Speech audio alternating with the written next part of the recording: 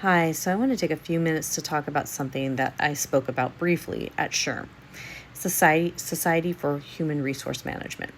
Now, as I talk about this, I want to make something really clear that I'm not going to talk about my speech. I talked about intersectionality through an accessibility lens, which is really basically about people are told they have to bring one identity to work when there are multiple identities. But what I'm going to talk about is this one little statistic that I brought in. So this statistic is really important to understand. And I want to let you know, I want companies to thrive in our economy. I'm really for companies thriving. I just am. Okay. That helps our economy. That helps other people. I'm about thriving. So this isn't begging on any company or telling companies they're wrong, all that kind of stuff. I'm just letting you know that up front. But when people, at the same time, when people are saying, we're tired of tax breaks to the rich, you need to know this statistic because I talk what's underneath the surface, not just what is the surface. Globally, it's costing employers, now this is the statistic for this year, $8.9 trillion in employment engagement. Let me repeat that. $8.9 trillion in employment engagement. That's a high statistic. And what's going on is the government, instead of saying, we're going to help you fix employment engagement, we're going to give you tax breaks. And if you file bankruptcy, we're going to help you. We're going to just bail you out. It doesn't help anyone. So I'm going to give you an example of what employment engagement looks like. In my old neighborhood, I drove by this restaurant. It's closed down. Wasn't surprising. Every time you went in there, people were just disgruntled. Food tasted horrible. And I'm noticing more people are not happy in their workplace. I like to go to places where people are happy, where the restaurants, because the food tastes better. People are not happy in their workplaces. A lot of it's because of how they're being treated. That's just what it is. You treat people good, they're going to be happy. So, let's talk about the employment engagement. We need to be helping employers and companies with helping them have a good base and understanding what employees need to be successful so companies can be successful. We're not trying to give you breaks so you can have a wonderful, make a town mad at you and kick people out of their homes so you can have a extravagant wedding with people you really don't know. So you can just make yourself look cool. That's not what this is about. You see, what that 8.9 trillion could have done, what not having tax breaks could have done, is that money could have gone into these kinds of things.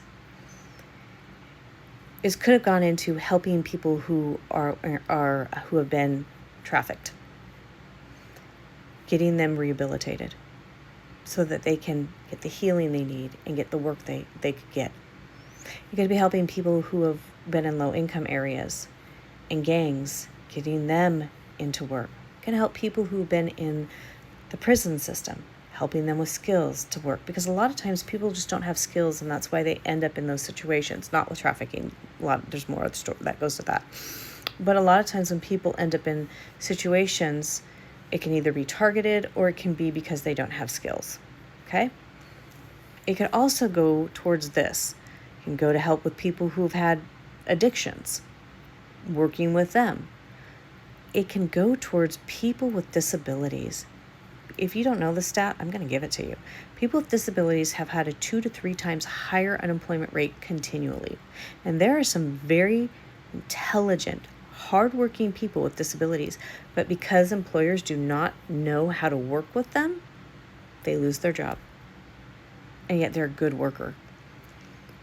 So, this is what this $8.9 trillion could go towards. This is what these tax breaks could have gone towards. You see, when we bail people out, instead of putting it towards what can actually make things better for everybody, it would make things better for the company.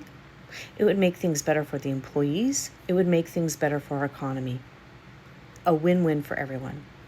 You can hire consultants like me. You know what? part of that $8.9 trillion could go to consultants like me to help facilitate things like this. I do conflict resolution. Don't you think that would be good in the workplace? Hello? I understand disabilities from an invisible and visible stance. Don't you think that'd be good in the workplace? I understand how people create belonging by how they process information and communicate who they are. Don't you think that would be good in the workplace? I've researched dark leadership. Don't you think that would be good in the workplace? So my whole point is, why are we doing a win-lose, lose-win, when we could do a win-win for everybody? That's why I said I'm not against companies. I want companies to thrive. Because if we set it up where they're thriving and we can get the people to thrive with them, oh my gosh, our economy would boom like we've never seen before. But if we set it up where people are constantly getting bailed out and they don't have accountability for their actions, it's going to continue to cost people more and more and more and more. And it's also going to train people that only certain people get consequences for their actions. And it's going to also train people to be indifferent, not caring.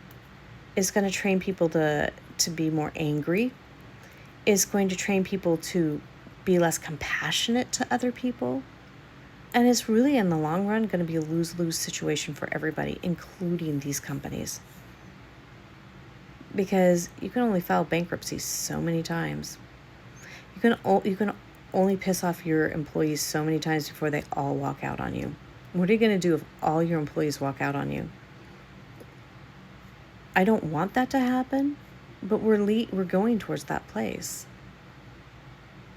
So let's figure out a solution that gets everyone a win-win. Then everyone's happy. And we can do that if we all work together instead of fighting with each other. So I just thought I'd share this. I think it's important that people understand what's going on and not just talk about the tax breaks, but talk around employment engagement, which is costing $8.9 trillion currently. If you want to know more stats, you can always contact me.